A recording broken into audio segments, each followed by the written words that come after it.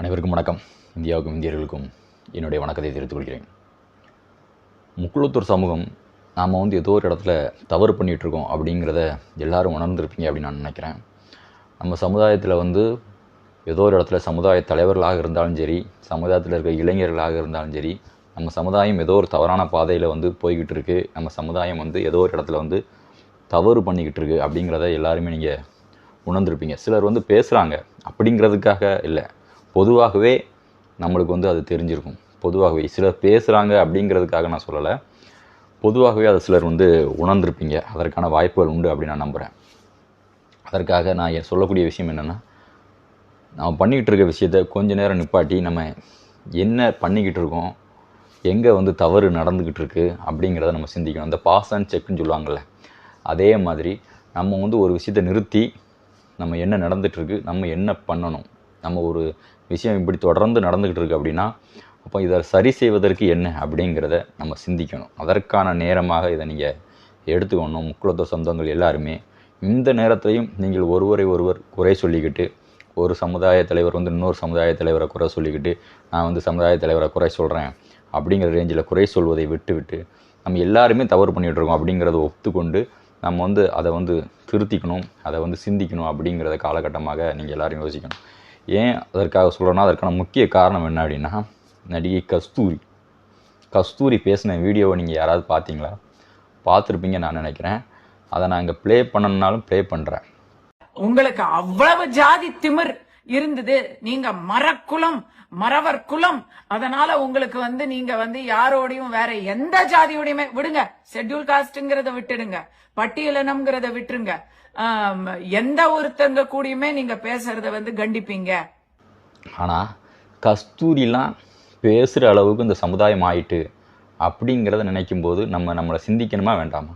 நம்ம தவறு பண்ணிக்கிட்டு இருக்கோம் அப்படிங்கிறத நீங்க சிந்திக்கணுமா வேண்டாமா? கஸ்தூரி அவ யாரு சிந்திங்க.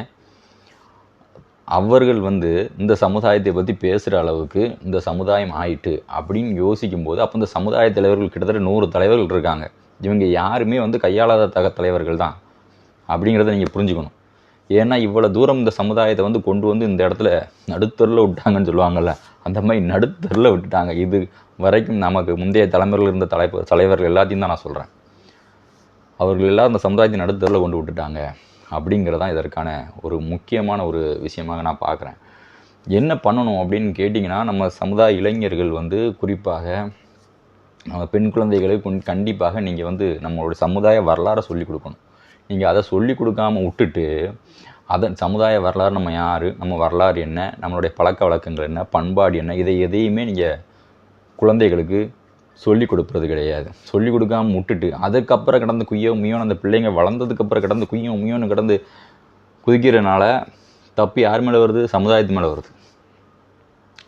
நீங்கள் குழந்தைகளுக்கு இந்த சமுதாயத்துக்கு, சமுதாய விழாக்களில் சமுதாயம் சொல்லிக் கொடுக்கக்கூடிய சமுதாய வரலாறு என்ன, இந்த மக்கள் எவ்வளோ பெரிய போராட்டத்தை சந்தித்து இந்த சமுதாயம் வந்துச்சு அப்படிங்கிறத சொல்லிக் கொடுக்காம இங்கே கொண்டு விட்டுட்டு, அதுக்கு பிறகு நீங்கள் என்ன பிரயோஜனம் சொல்லுங்கள்? நான் சொல்லக்கூடிய ஒரு முக்கியமான விஷயம், இந்த சமுதாய இளைஞர்கள் வெறுமனையாக நம்ம இந்த சமுதாய பேரை சொல்லி ஒரு கொண்டாட்டங்களில் மட்டுமே, கேளிக்கையில் மட்டுமே தங்களை ஈடுபடுத்திக்கிறீங்க. அதாவது தேவர் ஜெயந்தியா ஆடணும் பாடணும், தேவர் ஜெயந்தியா வண்டியை பிடிக்கணும், எவ்வளோ காசுனாலும் செலவழிக்கணும், அந்த இது என்ன சொல்லுவாங்களே, அந்த வாடிப்பட்டி மேளம், ஜண்டா மேளம் அப்படிங்கலாம் சொல்கிறாங்களே, இந்த மேளத்தெல்லாம் கேரளாவில் இருந்து அங்கே இருந்து லட்சக்கணக்கில் காசு செலவழித்து நீங்கள் ஆடுறதுக்கும் பாடுறதுக்கும் கொண்டாடுறதுக்கும் நீங்கள் செலவழிக்கிறீங்க. லட்சக்கணக்கான செலவழித்து இளைஞர்கள் ஆடுறீங்க, பாடுறீங்க, கொண்டாடுறீங்க. தேவர் ஜெயந்தியா வாடகைக்கு வாகனங்கள் பிடிக்கும், இல்லைன்னா சொந்த வாகனங்கள் பிடிக்கிறீங்க, ஆடுறீங்க, பாடுறீங்க, எல்லாம் பண்ணுறீங்க. ஆனால் கொஞ்ச நேரமாவது உட்காந்து பேசுகிறீங்களா? கொஞ்ச நேரமாவது ஒரு கலந்துரையாடல் எதுவாவது உங்கள்கிட்ட இருக்குதா? கொஞ்ச நேரமாவது நம்ம யார், நம்மளோட வரலாறு என்ன, நம்ம எதை கடந்து வந்திருக்கோம், எவ்வளோ பெரிய போராட்டங்கள்லாம் இந்த சமுதாயம் சந்திச்சிருக்கு. பெருங்காமநல்லூர் போராட்டம், குட்டப்பரம்பரைக்காக நடந்த போராட்டங்கள், பூலித்தேவர் நடத்திய போர்கள், வெட்டும்பெருமாள் பாண்டியர் நடத்திய போர்கள், இப்படி எத்தனையோ போர்கள், எத்தனையோ இழப்புகள், ஆயிரக்கணக்கான லட்சக்கணக்கான பேர்கள்லாம் இறந்துருக்காங்க. நாயக்கர் மறவர்களுக்கிடையே நடைபெற்ற போர்கள், மருதுபாண்டியர் நடத்திய போர்கள், இப்படி எந்த போராவது நீங்கள் உட்கார்ந்து உங்கள் குழந்தைகள்கிட்டையோ ஏன்னா சமூகங்கள் நடக்கக்கூடிய விழாக்கள்லையோ நீங்கள் பேசுகிறீங்களா? உங்கள் ஊரில் ஒரு விழா நடந்துச்சு அப்படின்னா கூட்டிகிட்டு வந்து எல்லாத்தையும் ஆடுறது, பாடுறது, பாட்டு படிக்கிறது, கச்சேரி வைக்கிறது, இதில் கேளிக்கைகளில் தான் நீங்கள் உங்களை வந்து ஈடுபடுத்திருக்கீங்க. அப்போ அந்த இளைஞர்களும் அந்த குழந்தைகளும் அதை தான் கற்றுக்கிடுவாங்க. நீங்கள் வந்து விழாவை நடத்தி டேடி மம்மி வீட்டில் இல்லைன்னு பாட்டு போட்டு டான்ஸ் ஆடினா இப்போ அந்த குழந்தைகள் வந்து எதை கற்றுக்குவாங்க? அதாவது அந்த குழந்தைகளுக்கு இந்த சமுதாய வரலாறு என்ன அப்படிங்கிறத பேச வைக்கணும். அப்படின்னா சமுதாய தலைவர்கள், குறிப்பாக தலைவர்களில் வந்து அந்த வரலாற்றை பேசக்கூடிய தலைவர்கள், வரலாற்று ஆய்வாளர்கள், அதுக்கப்புறம் இந்த சமுதாயத்திற்காக இளைஞர்களுக்கும் குழந்தைகளுக்கும் வரலாற்று ரீதியான விஷயங்களை சொல்லக்கூடியவங்க, நம்ம யார் என்ன அப்படிங்கிறத வரலாற்று ரீதியாக தெளிவாக இந்த மக்களுக்கும் சிந்தனைகளை கொண்டு செலுத்தக்கூடியவர்கள், அது போன்றவர்கள் இந்த சமுதாயம் உருவாக்கவா செஞ்சுருக்கா? அப்படி கூப்பிடணும் அப்படின்னா யாரை கூப்பிடுறோன்னு நீங்கள் யோசித்தாலே உங்களுக்கு இந்த 5 பேரில் ஒரு 1-2 பேர் தான் இருப்பாங்க. அந்த அளவுக்கு தான் இருக்குது. உங்ககிட்ட அந்த குழந்தைகள்கிட்ட பேசுகிறதுக்கு கூட ஆள் கிடையாது. ஒருத்தன் ஒரு வரலாறு பேசுகிறான் அப்படின்னா தேவரை பற்றி தப்பாக பேசுகிறான்னா பதில் கொடுக்கறதுக்கு ஆள் கிடையாது. சமுதாய வரலாறை தப்பாக பேசுகிறான் அப்படின்னா அதை பதில் கொடுக்கறதுக்கு ஆள் கிடையாது. அப்போ குழந்தைகளுக்கு அந்த வரலாறை கடத்துறதுக்கு சொல்கிறதுக்கு ஆள் கிடையாது. கூப்பிட்டு இந்த விஷயத்தை நம்ம பேச வைக்கணும் அப்படின்னா யார் அதை தெளிவாக பேசுவா? அப்போ அது போன்றவர்கள் நீங்கள் தான் உருவாக்கணும். அது பேசுகிறவங்க யார்? அதை கூட்டிகிட்டு வந்து உங்கள் குழந்தைகள் மத்தியில் விழா காலங்களில் பேச வைங்க. ஒரு அரை மணி நேரமாவது, ஒரு 1/2 hour, ஒரு 1 மணி நேரம். இப்போ மேடையில் நான் ஒரு சில மேடைகள்லாம் பார்த்தேன். மேடையில் வந்து பேசுகிறதுக்கு டைமே 2 நிமிஷம் 3 நிமிஷத்தில் என்னத்தை பேசுகிறது? ஒரு 3 மணி நேரம் பாட்டு கச்சேரி வச்சுருக்கீங்க, அதில் ஒரு 3 நிமிஷம் தான் பேசுகிறதுக்கா? இங்கே பேசுகிறது இந்த மக்களோட வரலாற்றை சொல்கிறது முக்கியமாக, இல்லை சினிமா பாட்டுக்கு டான்ஸ் ஆடுறது முக்கியமாக? ஆடிட்டு அவன் அன்றைக்கே போயிடுவான். அப்போ அந்த இப்போ நம்ம சமுதாயம் எவ்வளோ பெரிய ஒரு இக்கட்டான சூழ்நிலையில் இருக்குது. அதற்கு காரணமே என்னென்னா நீங்கள் உட்காந்து பேசாததுனால தான். உங்களுக்கு எதுவுமே இந்த வரலாறு என்ன அதை இந்த மக்களுக்கும் இளைஞர்களுக்கும் கடத்தலே கிடையாது. பெரியவங்க சொன்னால் கூட அதை இளைஞர்கள் கேட்குறீங்களா அப்படிங்கிறது தெரில. இப்போ நம்ம ஒரு விஷயம் சொல்கிறோன்னா அதை கொஞ்சமாவது மைண்டில் எடுத்துக்கிட்டு கண்டிப்பாக உங்கள் ஊர்களில் நடக்கக்கூடிய விழாக்களில் நம்ம சமுதாய வரலாற்று ரீதியாக பேச வைங்க. அது குழந்தைகளாக இருந்தாலும் சரி, பெரியவர்களாக இருந்தாலும் சரி, இல்லை வரலாற்று ஆய்வாளரை கூட்டு வந்து பேச வைங்க, கருத்தரங்க நடத்துங்க, தொடர்ந்து இதை பண்ணுங்கள். அதாவது என்னென்னா, வேர்களுக்கு வந்து தண்ணியை ஊற்றாமல் பூக்களை எப்படி பறிக்க முடியும்? நீங்கள் வேருக்கு வந்து தண்ணி ஊற்றுறதே கிடையாது. ஆனால் பூவை நீங்கள் பறிக்கணும்னு நினச்சா எப்படி பறிக்க முடியும்? யார் தண்ணி ஊற்றுறாலும் அவன் தான் பூவை பறிப்பான். புரியுதா? உங்களுக்கு வந்து இந்த சொசைட்டி என்ன சொல்லிக் கொடுக்க அந்த குழந்தைகளுக்கு, அப்போ அந்த குழந்தைகள் அதை நோக்கி தான் போவாங்க, அதை நோக்கி தான் பயணமாவாங்க. நீங்கள் நம்ம சமுதாய குழந்தைகள்கிட்டே போய் கேளுங்க, நம்ம சமுதாய வரலாற்றில் என் பசுமை முத்துராமலிங்க தேவர் யாருன்னு கேட்டால் கூட நிறைய குழந்தைகளுக்கு தெரியாது. அந்த அளவுக்கு இந்த சமுதாயம் வந்து மாறிக்கிட்டு வருது. அப்போது இந்த சமுதாய இளைஞர்களுக்கும் குழந்தைகளுக்கும் இந்த விஷயத்தை வந்து நீங்கள் கடத்தணும், சொல்லி கொடுக்கணும்.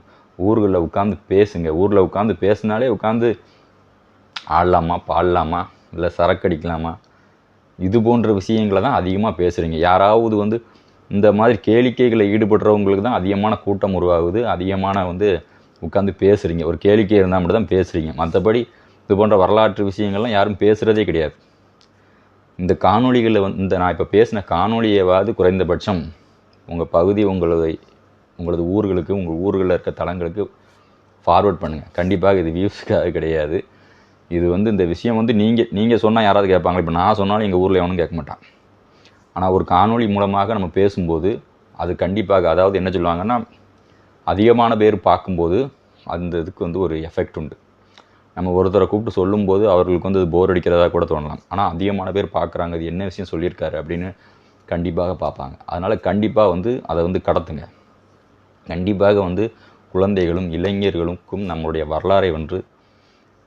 வரலாற்றை கடத்த வேண்டியது அவசியம். ரொம்ப முக்கியமான ஒரு காலகட்டத்தில் நம்ம இருக்கோம். சீமான் போன்றவர்கள்லாம் பேசின பேச்சுகள்லாம் நீங்கள் கேட்டிருப்பீங்க. இன்றைக்கி அது நிறைய காணொலி நான் போட்டிருக்கேன். இப்போ இந்த கவின் விஷயத்தில் சீமான் பேசின விஷயம் பார்த்திங்கன்னா, ஆணவ கொலை பண்ணுறவங்களுக்கு வந்து பார்த்திங்கன்னா தலைமுறைக்கே வந்து நாங்கள் வந்து எல்லாத்தையும் எடுத்துருவோம். அப்படி ஆணவ கொலைனா என்ன அப்படிங்கிறத சீமான் வந்து சொல்லணும். அது முக்குலத்தோர் சமூகம் ஒரு குறிப்பிட்ட சமூகத்தை சார்ந்தவர்கள் அதை செய்யும் பொழுது அது ஆணவ கொலையாக வந்து நீங்கள் கன்சிடர் பண்ணுறீங்க. அதே மற்ற சமுதாயத்தவர்கள், மற்ற செட்டியார் இளைஞர்கள் கொல்லப்பட்டிருக்காங்க. முக்குலத்தோர் சமுதாயத்தை சேர்ந்த இளைஞர்கள் கொல்லப்பட்டிருக்காங்க. பறைய சமூகத்தை சேர்ந்த இளைஞர்கள் அவர்களுக்குள்ளேயே வந்து நடந்திருக்கு. இதெல்லாம் எப்படி நீங்கள் இதெல்லாம் என்ன இதில் வரும்? இது வந்து மிகப்பெரிய தவறான ஒரு விஷயம் சீமான் பேசுனது. அது அனைவரும் கண்டிக்க வேண்டும். ஏன்னா ஏற்கனவே பல சட்டங்களால் இந்த குற்ற பழங்குடிகள் சட்டம், அதுக்கு ஒரு பிசிஆர் அப்படி இப்படின்னு பல சட்டங்கள் போட்டு இந்த சமூகம் எந்திக்கவே முடியாமல் ஆக்கிட்டாங்க.